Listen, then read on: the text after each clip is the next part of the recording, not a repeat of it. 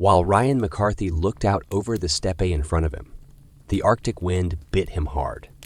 Another group of hunters came back empty-handed, and the colony's supplies were getting dangerously low. With what little they had left, they couldn't last much longer. As the sun went down behind the snow-covered peaks, he joined the other people who were gathered in the colony's main hall.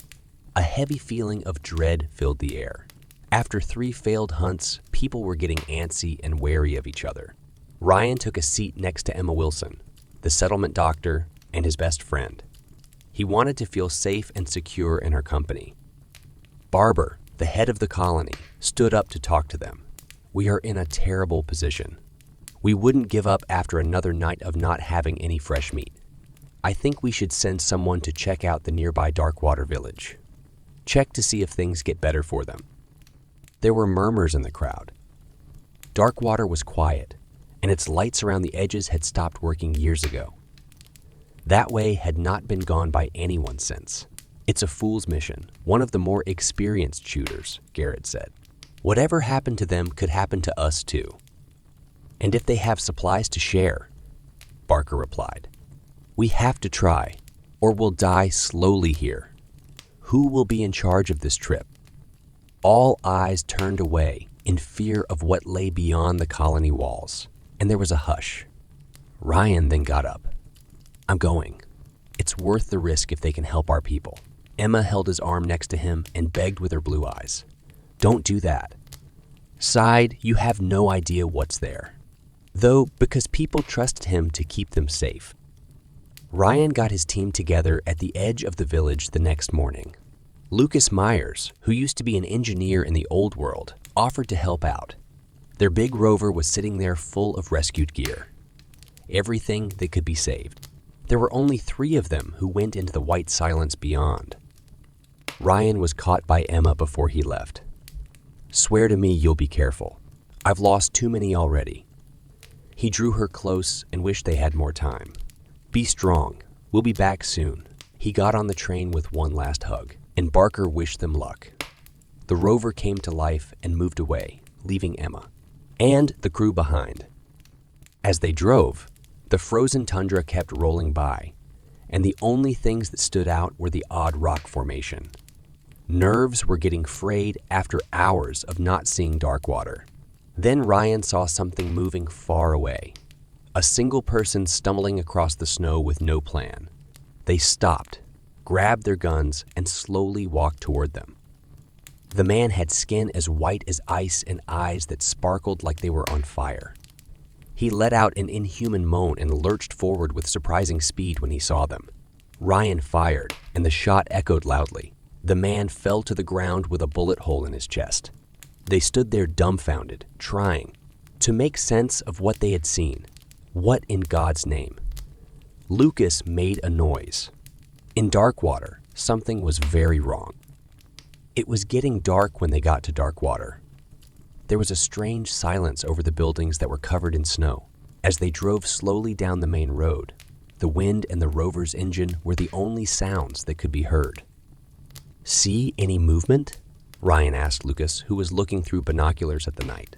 Lucas grimaced and shook his head. They kept going slowly. As they turned the next corner, their headlights hit a scene from a bad dream. Bodies were spread across the street, torn apart, and some missing limbs or pieces of flesh. The smell of rotting was so strong that they couldn't even see their masks. Ryan choked and could hardly hold back his food. This could not have been done by a wild animal. He saw a small person in the chaos and jumped out with his gun. But it was just a boy, no more than 6 years old. His innards were dragged across the snow in a hideous way. On the ground next to him was a woman with a babe frozen solid in her stomach, which had been ripped open. My God. Lucas took shaky breaths behind him. What nightmare is this? The killing got worse as they went deeper in. They could see more killed bodies all over the empty town everywhere they looked. Whatever attacked didn't care who it hurt. It tore people out of their homes as they tried to find safety. At this very moment, their fear must have been unbearable. Ryan fought off feeling sick because he was so scared. Not only was this killing, it was the worst kind of sadism. As they stopped to get their bearings, they saw something move quickly down a side street. A figure stumbled wildly toward them, making noises like it was choking. Eyes focused on the two men with an unsettling sharpness. It charged at an unnaturally high speed, and its limbs were hanging at odd angles. Lucas fired his gun before Ryan could do anything. The shot missed because the thing came at them too quickly. It grabbed Lucas, slamming its teeth into his throat with such force that its face was covered in blood. Ryan swung his gun without thinking and hit the animal in the back of the head.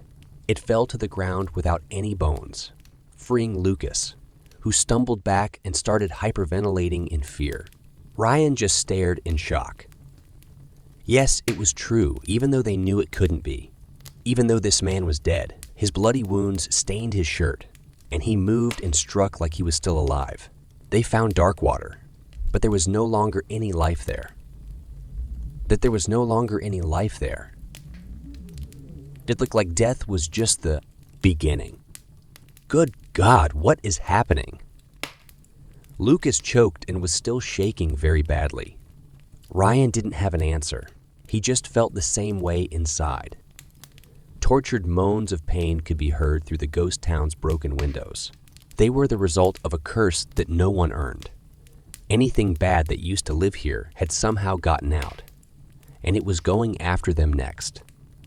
More howls and moans could be heard outside as night fell. Lucas was pacing quickly while Ryan did his best to block the only window in the room. They know we're here. Lucas shook his head and ran his hands through his hair. Ryan kept his mind on his work and didn't say anything. On the other side of the barricade, pale hands were starting to stick out of the snow and grab at nothing. He turned away, his stomach hurting.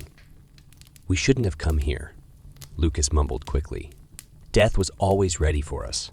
It now has a new way to take what is ours." "Stop." Emma's voice was clear and strong in chaos. "Being sad won't help us. We keep going as soon as it gets light." The wind howled, and the dead moaning were the only sounds that kept the long night going. As shadows played on the wall, frightening things that no one could name came to life. Darkwater was still very dark when dawn finally came. The weak sunshine didn't help much. The three survivors got stronger and went outside to look for solutions and a way out of this hell. The streets were very quiet now, except for the constant moaning in the distance. Lucas let out a sharp cry as they made their way through the bloody mess. A huge hole had been cut in the ice road, and broken pieces were all over the place. Something big came through here. Ryan looked down into the deepest darkness. "Be careful. You never know what else might be down there." With their flashlights on, they started to go down a shaky metal ladder into the dark. The tunnels were rough-hewn hundreds of years ago to get goods through ice that was too thick for roads. But now, there was an evil chill in the air. A dim orange light flashed ahead around a bend after going through a few intersections. With their weapons drawn, they slowly moved forward and looked around. They walked into a huge cave that was full of broken tools and equipment. There was a fire in the middle of it, and above it, a monster, like shape, curled up to protect a bloated body, eating in huge, tearing mouthfuls. Even when it wasn't full, it was bigger than any wolf. Its gray skin was mottled, and its mouth was swollen in a way that wasn't normal. But when it looked up at the invaders, its eyes were filled with unholy intelligence. It let out a mighty roar that shook the loose snow and scared them so badly that they ran back up the ladder. Thank goodness it didn't go after them. But its victory cry sounded like a death knell after them, no matter what strange disease was going around. Its source had been found, and a terrible evil from the past that they could not have imagined had come to life from its frozen grave. The animals roamed around outside for hours, drawn to the survivors' pour stand. During the long night, there was clapping and scraping, with sounds that sounded like they were from another world. At dawn, the barriers were still there, but there was less hope. Since the town was already full, going deeper into the wasteland seemed like their only option.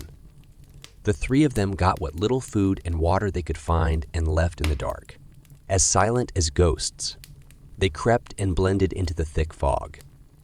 The masses with empty eyes followed them by smell alone, moaning in pain as their minds deteriorated so much that they could no longer remember kindness. The scary shape of the mountains loomed ahead, offering safety if they could make it to the tops before their strength gave out. Lucas was the first to notice a movement beyond. As the torchlight spun, it fell on horrifying shapes coming out of alleys between buildings like dances of the dead. Dozens of them made up the horde, which stumbled and flailed its rotting meat from its grasping claws. "Run!" Ryan yelled and turned to face the attack. His friends ran away, but he stood solid, bringing the snapping of his rifle to the fore. He fired over and over at the rising tide until his magazine ran out. Cold hands wrapped around his neck from behind. He saw another side too late.